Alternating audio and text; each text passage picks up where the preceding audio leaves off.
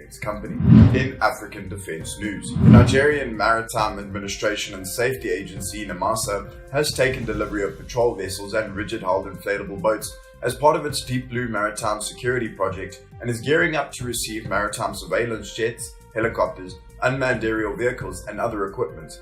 In February this year, NAMASA Executive Director Operations, Rotimi Fashakin, said that 10 fast interceptor boats had been delivered and 7 more will arrive later in the year. 2 special mission aircraft, 2 helicopters, 4 unmanned aerial vehicles, and 16 armored vehicles are also being acquired.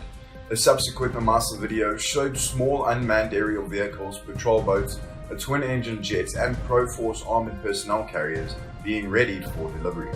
The fast interceptor rigid-hull inflatables appear to be the Haas Amaluus DHM-1050 boats built in the Netherlands.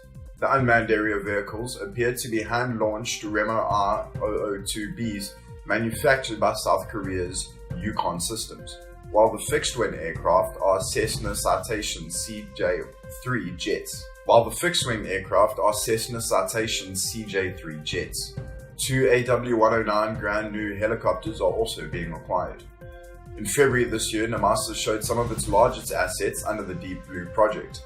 These were 2 special mission vessels to fight piracy and maritime crime built by Shipyard de Hoop in the Netherlands.